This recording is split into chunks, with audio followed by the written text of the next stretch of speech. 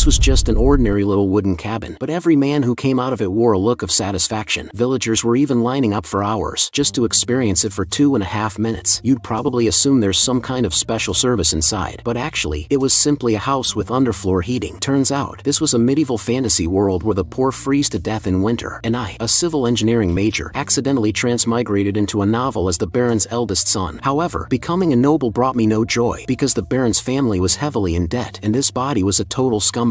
He had committed all kinds of atrocities in the territory, and the villagers had long harbored resentment, so this body was just a trash noble doomed to die early in the story, and I had only one way to survive. I had to change how everyone in the territory sees me. As a graduate in civil engineering, I was shocked to find that houses in this world didn't even have underfloor heating. Most families relied solely on fireplaces, which couldn't warm an entire house. If I could build a house with underfloor heating here, it would surely sell like crazy. Maybe I could even use it to get rich and pay off all of the Baron's debts. My knowledge of civil engineering finally had a place to shine. No more bricklifting on construction sites like in my previous life. At that moment, a floor plan for the heated house began forming in my mind. Suddenly, a system prompt appeared. Seems like I just unlocked something. Relationship points system has been activated. You can earn points by improving relationships with key characters, but the system didn't explain what those points were for. I figured, since it said key characters, then this person behind me, Javier, must be one. After all, he's the main character of the whole novel. Sure enough, a -30 approval rating floated above Javier's head. I gave him a charming smirk and said, "You really are handsome," trying to butter up the protagonist, but his affection didn't increase. Instead, it actually dropped. At the same time, he scoffed and said, "Yeah, I know I'm handsome." Hearing this, I was speechless. This guy is seriously narcissistic. Putting the system aside for now, earlier I heard from Javier that the tavern owner's mother had fallen ill due to the bitter cold of the lingering winter, so I immediately went to the tavern owner and placed a heating house contract in front of him. "So you're the purchaser and I'll be the builder. We'll write off all construction fees against all of the property I damaged." The tavern owner gave me a skeptical look and activated his skill, Stonewall Heart. He didn't believe someone would just come and offer compensation like this. Damn, no one trusts this guy. My big plan can't fail right from the start. Looks like I'll have to make use of this scumbag image for now. I immediately put on a villainous expression and said, "Come on, we'll be seeing a lot of each other. Let's try to have a little trust." Sure enough, that did the trick. The tavern owner, frightened, hurried to sign the contract, and the system didn't forget to compliment me for being such a scumbag. However, I didn't care about all that. My business empire was going to start with this very first order. "You've made a wise decision. I promise you won't regret it." Before long, just as I was about to start building the house, Javier called out to me, thinking I was plotting a new way to cause trouble after seeing me force the tavern owner to sign the contract. Hearing this, I replied dismissively, "I didn't expect someone who looks righteous to have such twisted ideas. Have you heard of cognitive distortion? It's where you believe someone will do this and that because of what they did in the past. This kind of distortion stems from deep prejudice and negativity." Javier claimed it wasn't prejudice, but experience and statistics. However, when I asked whether experience and statistics weren't all based on the past, he had no response, so I turned away and started building the house. At the same time, I told Javier that whether it was the tavern owner or his mother, I'll make sure to make them smile, as their smiles would become the foundation of my fortune. I dug up the soil, carried it out, then compacted it, and kept repeating the process to lay the foundation. The wood could just be allocated from the Baron's estate warehouse, using heavy timber to build the main structure. Then I smeared the clay I dug up from the riverside to finish the exterior. After all that work, I was completely exhausted, frustrated by how weak this body was. Meanwhile, Javier hadn't helped at all these past few days. He just stood around making snide comments, but deep down, he was already shocked. He never expected I'd actually follow through on the contract with the tavern owner. Was this really the same scumbag from before? Seeing the deadline was near, I had no time to rest. I grabbed an axe, ready to continue. However, in the next second, Javier snatched the axe from my hands and asked what he should do. Chop the wood into thin little pieces, each about 2 hands length tall, 1 hand's length wide, and 1 finger thick. Upon hearing this, Javier flung a pile of wood into the air, and in the next second, countless sword slashes cut them perfectly into the required sizes. Looking at the pile of neatly cut boards, a task that would have taken me hours, I couldn't help giving him a thumbs up. No wonder he's the protagonist of the whole novel, a swordsman destined to become a sword master. I quietly walked up behind Javier and patted him on the back. "Hey, once you're done with that, come help me dig." Javier was stunned by how shameless I was. Instead of thanking me, he gives me more work to do. This guy is unbelievable. I could tell he only helped out of curiosity because he wanted to see what kind of scam I was plotting. So I told him, "You just want to see results quickly, right? So how do we do that?" "Well, by working together, of course. The faster we work, the sooner you'll find out what I'm up to." Javier had no choice but to help me finish the job quickly and uncover the truth. With his help, the speed increased several times over. Afterward, we just needed to dig the heating channels for the underfloor system. Finally, we completed everything just before the deadline. This became the first first house in this world with underfloor heating. Meanwhile, Javier stared at the wall in confusion. Are those letters? Yes, that's my brand logo. You wanted to see what kind of scheme I have for the tavern owner, right? Go ahead and call the tavern owner and his mother. You'll find out exactly what I'm up to. Soon after, the people of this world, who had never experienced underfloor heating, were instantly won over by the warmth. The tavern owner's mother's legs didn't hurt anymore, and her back wasn't sore either. This was the magical power of underfloor heating. Thank you so much, young master. It has been a long time since I've seen my mother smile like this. Seeing this, Javier marveled. Is the person in front of me still that scumbag young master? He actually worked hard and fulfilled his promise to the residents, and just like he said, both of them truly smiled with happiness. At that moment, the system prompt sounded. Your approval rating by Javier increased by 2 points. You've gained 36 relationship points for improving your relationships slightly with a key character. Upon seeing this, I smiled faintly. Although this order was a total loss after accounting for the wood cost, that didn't matter, because this first heated house was built as a model home for promotion, and just like that, word spread fast. Out of curiosity, nearby residents came to experience it for themselves, and every person who felt the warmth of the floor was completely won over. Feels good, doesn't it? Don't you want a room like this in your own home? There are 2 style options available now. The first option is to build a new house in your yard. The second option is to renovate the floor of your existing home. Of course, if you sign both options, we'll give you a 10% discount on the construction fee. However, even though the villagers understood the benefits of the house, they still didn't trust this body of mine. If that's the case, I'll just keep using this scumbag image to pressure them into signing. Hey, this price is already really cheap. Can't we at least have some basic trust between us? Just as I was about to push further, a voice suddenly stopped me. The person who came was the father of this body, Arcos Frontera, the Baron. He also had a negative 20 approval rating above his head, so clearly he was another key character whose relationship needed improving. Soon after, I was summoned back to the Lord's mansion. Until now, I had been hiding and avoiding the Baron, afraid of what might happen if he stopped me from building. Tell me, what kind of trick are you up to this time? Hearing this, I responded with my usual scoundrel attitude. The tavern owner ordered a heated house from me, so I built one for him. But you've also been signing contracts with other residents, haven't you? After I confirmed this, the Baron frowned and said that the residents of the territory were his cherished people, and he wouldn't allow me to deceive them. Looks like no matter what this body does, it always causes misunderstandings. Since I couldn't explain it clearly, I figured I'd better just run. Just as I was about to leave, the Baron called out again. Are you doing all this because of our family's situation? Don't worry, I can still handle things for now, so don't get yourself too involved in this. Having read the ending of the novel, I knew he was completely incapable of handling the territory's debt. Moreover, that attitude of his was just like my dad from my previous life. Clearly in trouble but never saying a word, always pretending everything was fine. I'm not going to be miserable again because of stupid money. So, before leaving, I said, please don't give up, because I won't either. Those were the words I wish I had said to my father back then. Just as I was thinking about how many orders I had collected, I ran into a fat man and a skinny one head-on. They didn't even greet me, the son of the territory, and just walked past. Curious, I decided to follow them. Sure enough, they were the territory's debt collectors. Seeing this, I couldn't help but curl my lips into a grin. Perfect timing. They're just here in time. Back in my room, I planned to study the system. After chatting with the notification bar, I learned that points could be used to develop skills. Then, after scanning me, the system developed skills based on my existing knowledge. Seeing that I have enough relationship points, I unlocked basic surveying and basic design. Basic surveying gave me titanium alloy clairvoyant eyes, capable of precisely measuring ground structures. Basic design allowed me to draw blueprints out of thin air. Having these skills would definitely make things a lot easier, but I was still worried whether Javier alone would be enough to handle all the construction. It sure would be nice if I could summon some heavy machinery. Just as I was thinking of this, the system prompted that it could also randomly summon fantasy companions, and these companions came with rich personalities and skills. If they could replace modern machinery, the work efficiency would be dramatically improved. However, one summon costs 50 relationship points. Clearly, the priority now was to quickly earn more relationship points. Meanwhile, over on the Baron's side, the 2 debt collectors started getting greedy. They even demanded the Baroness and her ladies as repayment. Suddenly, I appeared from behind. Even if you're debt collectors, that doesn't give you the right to be so rude. This startled the fat man. Who are you? But when the Baron mentioned my name, he realized who I was. So you're the eldest son with the peculiar manners. If you don't leave. But before he could finish, I cut him off. Whatever. Now show me your warrant. Hearing this, the fat man and the skinny man both looked confused. According to Article 3, Section 6 of the Royal Family and Nobility Act, entering a noble's residence without a warrant is considered trespassing. Seeing them feign ignorance and even claim the law didn't exist, I had no choice but to refresh their memory. Javier. Yes, Master Lloyd. Cut off the arms of the trespassers. Seeing that Javier had really drawn his sword, the 2 of them broke out in cold sweat and fled in panic. Do you think you'll be able to get away with this? You'll regret this. At that moment, the Baron looked terrified and shouted at me, asking what the hell I was trying to do. After all, those guys were the territory's debt debt collectors. They had been treated with food and drink before, and still weren't satisfied. Now things were completely blown up, but I had already prepared a countermeasure. I pulled out a big bag of money and placed it on the table. This is the deposit from the heated houses. It should be enough to cover this month's interest. However, the Baron believed this money was extorted from the residents, so he refused to use it. At that moment, Javier said he would personally monitor me to ensure I fully fulfilled the residents' contracts. Only then did the Baron let go of his concerns. Then, I politely said my goodbyes. After Javier and I left, he asked how I knew about such a law. As far as he remembered, I'd always been the ignorant type. To this, I replied that I just picked it up somewhere. But the truth is, I got it from Javier himself. In the novel, it was right after the Baron and Baroness committed suicide. The two debt collectors came to dig up the bodies and sell them. And that's when Javier said, according to Article 3, Section 6 of the Royal Family and Nobility Act, entering a noble's residence without a warrant is considered trespassing. Immediately after, he cut off their heads. When Javier is brought before a judge, he is found not guilty. Knowing how this story plays out is definitely an advantage. But there's something more important right now. Suddenly, the system prompt rang. Baron Frontera's approval rating of you has increased by 6 points. You've gained 60 relationship points for improving your relationship with a key character. Your current relationship points is 61. What kind of fantasy companion would my first one be? That evening, I found an empty spot where no one was around. Show me the summon game. As I pressed start, a green beam suddenly flashed and began outlining a magic circle in front of me. However, the magic circle was a bit too small and way too noisy. Suddenly, a hamster crawled out from the circle. Seeing this, I was completely dumbfounded. The disdain on my face was impossible to hide. Looks like I didn't pull anything good this time. The little hamster noticed my disgust and squeaked anxiously. Strangely, I seemed to understand what it was saying. The little guy claimed it could do a lot, and in the next second, it spat something out of its mouth. I picked it up and found it was a user manual and a small packet. According to the manual, its name was Padong, and inside the packet were two kinds of seeds. The red seed would make the little guy grow to gigantic proportions, and the effect would last for a maximum of 12 hours. On the other hand, the blue seed would make it shrink. Buying the dual color seed pack required 1 relationship point. At that moment, I wondered how big a tiny hamster could possibly grow. If it reached the size of a human, it might actually be useful. So I decided to see for myself and fed it a red seed. The next second, a flash of white light exploded, and I was sent flying several meters by something unknown. When I saw what was in front of me, I was completely stunned, because the little hamster had grown to more than 30 feet tall. Seeing me frozen in place, the little guy smirked at me coldly. On top of that, it also had 3 special skills. Digging level 1, digging at a speed several times faster than modern excavators. Packing dirt level 2, a few death rolls could compress the soil completely. The last skill was even more critical. The cheek pockets level 1, it could shape the soil directly inside its mouth. At this moment, I was beyond excited. Just this hamster alone had completely solved the problem of lacking heavy machinery. However, suddenly having such a huge creature around would seem suspicious. Fortunately, this world had summoners. As long as I carried a summoning book with me and claimed to be a summoning genius, that would solve everything. Now, I just needed to solve the manpower problem, and I could begin large-scale construction. The next day, I gathered the territory's soldiers and began assigning them tasks. But this group of idle, salaried soldiers all looked annoyed when they saw it was me. The infamous scumbag was the one giving orders. Yet it didn't surprise me, as I had already expected this reaction. Suddenly, a voice came from behind. Master Lloyd, what exactly are you planning to make my soldiers do? I smirked to myself. As expected, this guy showed up. It was Newman, one of the 3 knights of this land. In the early part of the novel, when the estate falls into ruin, he was the first to betray the Baron and flee. Not only that, he sold the Baron's information to con artists. He was the main culprit behind the massive debts burdening the Baron, and yet this trash was actually a knight awarded by this land. Sir Newman, what do you think we're doing here? Newman declared that he would never tolerate his soldiers doing such lowly work as digging and shoveling. Hearing this, I couldn't help but scoff. Clearly, he just hated that I was earning money to pay off the debts, yet he tried to make it sound so noble. Then I said flatly, the Baron has already given his permission. Newman, seeing this, brought up my past, claiming I was using his soldiers for personal gain. I calmly replied, you're not wrong, but damn, you're really asking for a beating. Newman gritted his teeth in anger, but couldn't lay a hand on me. Seeing him that pissed off, I scooped up a pile of soil and flung it right in his face. The soldiers standing nearby were all stunned by what they saw. In their eyes, I was just a useless noble who couldn't do anything, and yet I dared to provoke a decorated knight of the territory like this. You bastard, are you insulting a knight's honor? I pretended not to hear a word he said. What? You want to forget about ranks and fight it out? Sure, no problem. Let's do it. We'll duel in a month. Newman, though a bit confused, still accepted the duel without hesitation. Before long, after hearing that I would duel Newman, Javier came over curiously and asked if I had any confidence in winning. I put on an indifferent face and said, are you an idiot? Of course I'm not confident. He's a low-level sword expert knight who can use the mana heart skill, and I'm just a lazy, good-for-nothing scumbag. How the hell could I beat him? Did you even think before asking? Javier was so mad that he almost drew his sword and chopped me on the spot, but his curiosity got the better of him. Just what was this guy really up to? He was clearly provoking Newman on purpose, and now he was saying he had no confidence in winning? It made no sense at all. At that moment, I asked Javier a favor. Can you teach me how to use a sword? He rejected the idea instantly without even thinking. His reasons are, first, that he's only here to watch me, and second, that someone like me learning swordsmanship would only put the people around me in more danger. But I already had a plan. If you teach me how to use a sword, I can help cure your insomnia. Javier was stunned by the word insomnia. How the hell did this guy know about that? Of course I knew, because I had read the novel. In this world, knights are ranked into 4 levels: low-level sword expert, mid-level sword expert, high-level sword expert, and sword master. Javier was currently in the transition from high-level sword expert to sword master. At this stage, his nerves would become overly sensitive, which made it impossible for him to sleep. Although Javier was still suspicious of how I knew, he agreed without hesitation, not because he believed I could actually cure him, but because he had already tried countless methods that didn't work. However, he soon fell asleep. I've read the whole novel, and I knew how you would cure your insomnia. The first time Javier ever slept well was after hearing someone read a magic incantation. I didn't know any magic incantations, but I recited a passage from Reinforced Concrete Structural Design Theory, which had to be at least 100 times more effective than any magic spell. Now, your swordsmanship is all mine. The next day, the fully rested Javier told me to run 50 laps first. He thought I'd give up immediately, but to his surprise, I didn't resist at all and started running obediently. And after each lap, I even ran up to him to mock him. You thought I'd fight back, and then you'd use that as an excuse to say I had no talent and quit teaching me, right? From Javier's expression, I knew I had seen right through him. I'm totally gonna finish all 50 laps. Even the system couldn't help but praise how shameless I was. But the truth was, I was really exhausted. How could running 50 laps not be tiring? Still, compared to before, this was already a huge improvement. Back then, I had no family left by my side. I lived alone in a cramped rental unit, struggling day after day just to survive. I'd spend all day carrying bricks up to the roof of a 4-story building, and all night loading and unloading delivery trucks, just to keep from starving and avoid getting kicked out by the landlord. Back then, I held on to the hope that things would get better someday, constantly telling myself, just hold on a little longer and it'll all be worth it. But eventually, that hope turned into endless despair. So compared to that hopelessness, this pain now was nothing. At that moment, a subtle change happened in Javier's heart. If you're truly so serious about learning, then I'll teach you my swordsmanship. Then, a system prompt appeared. Your approval rating by Javier increased by 1 point. You earned 18 relationship points with a key character, and your current relationship points is 29. Meanwhile, when the Baron heard from Newman that I had disrespected him and challenged him to a duel, he was deeply disappointed. However, since he had no just cause to stop it, he simply asked Newman not to be too harsh. As his heir, the Baron did not want me seriously injured. He just hoped the duel would knock some sense into me. As you wish, my lord. But despite his words, Newman had no intention of holding back. After leaving the room, he was already plotting to kill me in the duel, then eliminate the Baron and his wife and make it look like a double suicide. He was even grateful I had challenged him because it would speed up his plan to move on to a bigger city. 1 month later, the duel was held as scheduled, but before it even started, Newman was already furious because I showed up holding a shovel. In his eyes, that was pure humiliation. The Baron couldn't even watch, thinking this was nothing but a stupid joke. Only Javier didn't see it that way. After all, someone playing a prank wouldn't train non-stop every day, spend their free time teaching workers about underfloor heating at the construction site, and then practice swordsmanship right up until they went to sleep. He knew I was more serious than ever. The moment the battle started, Newman, unable to hold back, swung his sword straight at me. Seeing this, I bent my knees and arched my back. With one clean sweep, I neutralized his strike. Newman was surprised, but assumed it was just luck. But after every attack was deflected the same way, he started to realize something was off. This was the essence of modern close-quarter bayonet combat. My years in the army weren't for nothing. Besides, people in this world have no idea how fearsome a shovel can be. Its broad blade could act as a shield, and it had enough cutting power to slice through thick roots. With the footwork I learned from Javier's swordsmanship, combined with the shovel-based skill granted by the system that boosts all my physical attributes while holding a shovel, this was the result of a full month of training. Seeing that he couldn't win, Newman activated his mana heart skill. In the next instant, his speed multiplied several times over as he appeared in front of me in a flash, aiming his sword directly at my neck without mercy. The Baron and his wife thought their son was surely going to die, but the next second, I successfully blocked the attack. At the same time, I smiled, because I knew exactly what made Javier the novel's protagonist. It was the Azrahan core technique, Javier's exclusive magic skill that allowed him to absorb external magical energy and use it as his own. In that moment, Newman was completely stunned. You absorbed my mana? His fear made him drop his guard, and in an instant, I smashed my shovel into that bastard's face. That one hit alone was enough to knock him out of the fight, but I wasn't done yet. I slammed another strike right into the back of his head. The soldiers watching from the sidelines were all dumbfounded, unable to make sense of what just happened. They can't believe that the scumbag young master actually defeated the decorated knight of the territory. The Baron, still in disbelief, announced the winner. But in such a thrilling moment, there was no way I was stopping now. I gave Newman a swift series of strikes with the shovel until he begged for mercy. The Baron told me to stop, but I pretended not to hear. When the soldiers came up to intervene, I acted like I was done, then caught them off guard and slammed another heavy blow with the shovel. Another knight of the territory, Byron, thought the young master had gone insane. Only Javier felt something was off. From his point of view, this young master seemed to know everything about the future, because 15 days before the duel, that guy had suddenly asked to learn the Azrahan core technique. At the time, it was still an unfinished technique, and Javier had never mentioned it to anyone. When he asked how I knew, I shamelessly claimed I overheard him sleep talking. And honestly, other than sleep talking, there was no other explanation. What was even weirder was that I said I could help him perfect the technique. Then, following my instructions, the Azrahan core technique that had been stuck for so long was actually completed on the spot. This was not the same scumbag young master from before. As I happily kept beating Newman, I didn't realize Javier was starting to suspect something. The Baron, unable to watch any longer, angrily demanded I stop. Hearing this, I calmly told him to check the letters under the tablecloth of the table. Though confused, the Baron looked under the tablecloth and found that there were indeed letters. The Baron read them and was shocked. They were evidence of Newman's betrayal and secret dealings. Newman couldn't believe it. How could those documents have been found? He had hidden them so well, but I had read the novel, so of course I knew where they were hidden. Sending the little guy to steal them was a piece of cake. The Baron was simply too kind. Anyone else, upon learning they'd been betrayed, would be demanding his head by now. I could tell he didn't know how to handle it, so I made a suggestion. Throw a vicious mouse on his head. If it wounds him, exile him from the territory. If not, demote him to a regular soldier and give him a chance to reflect. To those around us, it seemed absurd. How could a knight be injured by a mouse? So they thought I was actually letting him off easy. Newman thought the same, believing this was a lenient punishment. He felt no remorse at all, and the corners of his mouth even twitched into a faint smirk. In his heart, he vowed to find a chance for revenge. You look really happy. Enjoy it, because it'll be your last smile. Hearing this, Newman broke into a cold sweat. At the same time, I gave a red seed to the little hamster on my shoulder. Then, I threw it into the air. The best way to ask for forgiveness is to remember that there is none. As the little hamster ate the red seed, its size gradually changed. Seeing this, everyone was utterly shocked. They couldn't believe that a little creature could grow into a monstrous size. In the next second, it falls straight toward Newman, smashing him into paste. Well, I had never intended to spare that bastard anyway. And with that, the rotten apple was exiled from the territory. Before long, I asked the hamster to dig all over the territory. Seeing this, Javier came over and asked, "What's going on here?" I told him that it's carving out a road. Since the once feeble soldiers looked like proper construction workers, I immediately got to work on a bigger plan. There was once a nation called Rome, and they were true road building fanatics. What we're building is what they called the Appian Way. It's the key to this territory's prosperity. Suddenly, Javier asked very seriously, "Master Lloyd, where did you suddenly acquire this knowledge from? You built a heating system that no one had ever heard of, and summoned a high-level creature out of nowhere. Are you really Master Lloyd?" Then, the system gave me a warning. Javier has suspicions about your identity. I started to panic, because according to the novel, if Javier found out I was an outside presence who hijacked his lord's son's body, he might really draw his sword and kill me on the spot. But there's no reason to be worried, because I have a special skill for times like these. I learned it secretly when no one was watching. Why? Am I not allowed? But young master, you've always just been a drunkard. And how do you explain the summoning magic? Even the most gifted mage can't master it at 20 years of training. So you can be a genius, but I can't. I was born with a gift of summoning. What do you want me to do about it? Also, do you watch me 24 hours a day? You don't know what I do when you're not around, do you? Javier, not good with words, was left speechless. Seeing this, I immediately changed the subject. If you've got nothing to say, I'm leaving. I've got things to do. Javier had no choice but to give up. Afterward, I asked Byron to supervise the construction of the road, since Javier and I had something important to do elsewhere. That evening, in a certain inn, a green-haired man was distressed after losing a large sum in gambling. He was the con man Tords, who had scammed the Baron's estate out of its property. As he was wondering where to find his next gullible victim, I suddenly kicked the door open. Who are you? Right, you don't know what I look like. I'm Lloyd Frontera. Does that ring any bells? Recognizing who I was, he nearly died of fright, then immediately shouted for his bodyguard to get them out of there. The scar-faced man in a black cloak grabbed him and leapt out the window. But unbeknownst to them, I knew they would try to escape that way, and I had already arranged for Javier to be waiting outside. Leave him here and walk away quietly. If you refuse, I will see you as a co-conspirator. You're so young. Do you even know how to hold a sword? The scar-faced man was a dark mage hired by Tords. According to the novel, after Javier lost his lord, he swore revenge on the con man. But at that time, it was his first time facing a dark mage, and he was overwhelmed by powerful magic. All that, however, was what happened in the novel. Meanwhile, the scar-faced man launched an attack at Javier. Javier blocked it with his sword, but in the next second, dark magic engulfed him. Seeing this, the scar-faced man clenched his fist, ready to end the fight quickly. However, thanks to perfecting the Azrahan core technique early, Javier had a triple circle mana heart. This dark mage wasn't even in the same league. The scar-faced man instantly realized the power gap and tried to fly away without hesitation. Tords saw Javier slowly approaching and was so terrified that he stumbled backward. Javier was ready to cut off his legs and drag him to trial. Just as the sword was about to fall, I stepped in and stopped him. "Are you crazy? If this guy is taken to court, he'll definitely be executed." Javier was confused. Is he seriously sympathizing with a con man? Afterward, we tied Tords to a chair and he trembled with fear. "Come on, there's no need to be so scared. Everyone gets a little greedy sometimes. I can see why you made the most of your opportunity. Don't worry, I won't take you to court. Just hand over all of the Baron's remaining assets." Tords thought I was going to let him off, so he immediately agreed to hand them over. However, I was just getting started. If he wanted to be fully forgiven, I asked him to sign a contract. This is a labor contract that even pays him a salary, but the contract had one little clause. Each month he'd get paid, but 80% of the salary would be deducted as repayment for the fraud. So, after working for me for 520 years, the contract will end and you'll be free. Tords didn't expect to become a lifelong labor slave. Javier quickly realized I hadn't saved him out of sympathy. I slowly revealed a greedy smile. This guy owes me so much money. How could I let him off easy? I am going to suck him dry for the rest of his life. Tords still tried to protest. What kind of insane contract is this? I simply left him with one line: "See you in court," leaving the choice up to him. In the end, Tords signed the contract. On our way back home, I told Javier that the funds confiscated from Tords would serve as the startup capital for my next plan, which was to hire people. After all, relying on just the 30 soldiers from the Baron's estate wasn't nearly enough. A few days later, the recruitment notice was posted, and to my surprise, many people came. I had assumed no one would apply because of my scumbag reputation, but Javier explained why. It turned out because I had completed the underfloor heating contracts cheaply and on time, took care of the trader in the territory, and could even use summoning magic. The residents saw me as a capable and trustworthy figure. Hearing this, I was utterly shocked. I hadn't expected those things to attract so many people. One man even sincerely thanked me, saying his child used to catch colds from cold wind, but with underfloor heating, things had greatly improved. He then told me that he had a relative in a neighboring territory who was also interested in the underfloor project. Upon hearing this, I couldn't help but show my wicked grin again. Looks like the first step of building my business empire was complete. I had finally made a name for myself. Losing some money on the heating project was no big deal, but as for other territories, there would be no more losing money. Sure, they could still get underfloor heating, but they'd need to pay some extra for the travel expenses. Javier, standing beside me, finally understood why we had been losing money on the heating, but he still had one more question. Why does the road in the territory need to be built all the way to the mountain? Soon after, I brought Javier to the top of the mountain and told him, before long, this mountain will be completely bare, because underfloor heating consumes a huge amount of wood. These trees won't last. Javier was shocked. Young master, even knowing that, you still went ahead and built underfloor heating for them? I explained, the reason I extended the road to the mountain is because there's bituminous coal here. Once people have experienced underfloor heating, they'll be addicted for life, and this coal is the perfect fuel for it, so they'll have no choice but to buy it from me. Of course, residents of our own territory get a discount, but just a tiny discount. Javier was furious. You're shameless. Suddenly, I looked at him seriously. Do you really think I'm shameless? If I don't do this, how else can we pay off the territory's debt? Javier fell silent, then reminded me, it's not that the Baron doesn't know there's coal here. It's just that previous Barons tried to mine it several times, but the foundation was too unstable and kept collapsing. That's why no one's touched it since. Of course I knew all that, but I had modern excavation techniques. As long as I used shield tunneling, I could solve the collapse problem. Let's go! There's so much for us to do. Javier was confused. He had never heard of shield tunneling, but seeing that I was no longer the same Lloyd, he chose to trust me. But what I didn't expect was, inside the cave, there were magical beasts, creatures that didn't exist in my original world. Thanks to recent events, my approval rating with key people and the territory residents has improved. As a result, my relationship points had reached 639. With those points, I upgraded both basic design and surveying to intermediate. Intermediate design allowed me to draw directly on paper, while intermediate surveying let me see through up to 5 meters of rock. That night, using the intermediate surveying skill, I located a safe route inside the cave and began preparing for excavation. But Padang had collapsed from exhaustion after all the roadwork, and relying solely on manpower would take too long. Looks like it's time to summon another companion. The second summon costs 70 relationship points. Sure enough, the magic circle was still tiny, and it looked exactly like Padang's. As the creature emerged from the magic circle, it fell to the ground. The next second, it said, Bangul. It seemed that was its name. After some questioning, I learned that it could also grow massive by eating a red seed, and its skills perfectly solved the construction problems ahead. Soon after, the mining operations officially began. Step 1. Have Bangul dig soil at the front of the improvised shield tunneling machine. One of its skills, chomping dirt, allows it to eat through the soil. Step 2. Have Javier stand ready behind her, because Bangle's other skill could convert the soil she ate into steel and shoot it out. Step 3. Let Javier cut the steel into fixed lengths. Step 4. Have workers assemble those steel pieces into segments to support the foundation. At this point, Javier looked completely dead inside, thinking to himself, a dignified knight, and here I am cutting poop like steel underground. Just like that, a few weeks passed, and the tunnel was getting closer and closer to the bituminous coal. Suddenly, Javier reminded me, Master Lloyd, it's about time you went outside to rest. I told him that I was the person in charge here, so I had to stay on site. In my previous world, many leaders only knew how to talk big, but you'd never see them at the actual site, so I swore I'd never become one of those people. Using intermediate surveying, I saw through the rock, and the coal layer was just ahead. We're almost there. Push a little harder, everyone, I shouted to rally the workers. After thanking Bangul for making the work 10 times faster, I immediately turned back at the workers and said, once we reach the coal layer, remove the shield tunneling machine and expand the mining space. It is still dangerous, so don't get complacent. But before I could finish, I heard a noise coming from the other side of the soil. I immediately used the intermediate surveying and saw that a hole had appeared, and it was growing larger. In the next second, a massive creature resembling an ant burst out of the dirt. Seeing this, Javier immediately drew his sword and sliced off its mandibles in one strike. I grabbed my shovel and smashed it down in sync. I was shocked. The novel never mentioned there'd be creatures like this in the tunnels, but the scariest part was, this ant wasn't alone. They live in colonies and were swarming in. I shouted for everyone to evacuate, and Javier raised his sword to block the entrance, but there were too many of them, and with the limited oxygen in the tunnel, he couldn't last long. Since arriving in this world, this was the first time I truly panicked. Master Lloyd, get a grip. Don't panic. That slap snapped me out of it, and I suddenly had an idea. After grabbing a torch, I immediately told Javier that we were going to break through the front and go into the ant nest. Javier thought the decision was insane, but followed through anyway. He trusted that there must be a reason for it. Meanwhile, the Baron also received news, and without hesitation, he donned his armor and set out for the mine with his soldiers. Back in the tunnels, we were now deep inside the ant nest and completely surrounded. I noticed Javier was approaching his limit, so I activated my intermediate surveying skill to look for a methane layer. I knew methane-producing bacteria lived in coal, which meant pockets of gas had to be scattered around. Fortunately, I found one. Javier, I'll dig here. You keep chopping the ants, I shouted, then went full speed into the ground. Suddenly, a piercing screech echoed from within. When we looked up, we saw that it was the ant queen, and it was huge. Javier, can you hold it off? He immediately replied that he couldn't, but even if he couldn't, he had no choice but to try. Javier channeled all his mana and clashed head-on with the ant queen. His hands went numb from the shock, but he still managed to deflect the queen's attack. I seized the opportunity and kept digging non-stop. Finally, at the critical moment, I struck the methane layer. I immediately told Javier to run toward the tunnel entrance. Soon after, we saw the small tunnel we had come through. As soon as we jumped out, I immediately turned around and threw a torch into the ant nest. It hits the head of the ant queen and bounces toward its back. While the ant queen tried to get through the small tunnel, the methane gas had already spread throughout the ant nest. In the next second, a deafening explosion erupted. At that crucial moment, Javier had taken the brunt of the explosion to protect me. The Baron, who had just arrived outside, heard the sound from within. He wanted to rush inside to help me, but was stopped by one of the soldiers. Meanwhile, as the dust cleared, I looked toward the ant tunnel. It seemed the plan had worked, but Javier had fallen unconscious from shielding me. Even Bangul was knocked out by the shockwave of the explosion. What was worse, the tunnel exit had been blocked by the blast. If we don't dig our way out quickly, we will all die from lack of oxygen. From the look of it, we'd need to dig at least 15 feet, but the oxygen supply here was already nearly gone. At that moment, Javier vaguely saw that I hadn't given up yet. Then he completely lost consciousness. Suddenly, the system prompt sounded. Javier is touched by your determination not to give up. Your approval rating by Javier increased by 6. You earned 108 relationship points, and you now have 157 relationship points. Sure enough, there's always a way out. As the remaining oxygen keeps depleting, I asked the system to search for a skill I can upgrade. In an instant, it began searching through my knowledge. In the end, I concluded that the only sliver of hope lay in enhancing the Azrahan core technique. I used up all my relationship points to upgrade it. At last, I pushed the technique to a double circle level. Now, mana amplification rate has reached 200%, and I gained 2 new skills, the Energizer and the Latent Power Surge. Immediately after, I instantly activated Energizer, a skill that lets me act tirelessly for 10 minutes. For those 10 minutes, I had only one thought in mind: dig. Keep digging. But when the effect wore off, there were still 3 meters left to go before reaching breathable air, and I couldn't give up. I used my final skill, Latent Power Surge. Whether I could create a miracle would depend on these last 20 seconds. I grabbed my shovel and kept digging with all my strength. Even though I gave it everything I had, there were still 30 centimeters to go, and I had run out of oxygen. At that moment, there really was nothing else I could do. I had wanted to enjoy the sweet life of a noble son, but now it seemed that chance was gone. Suddenly, I faintly heard something ahead. I looked up and saw it was Podon bursting through the earth,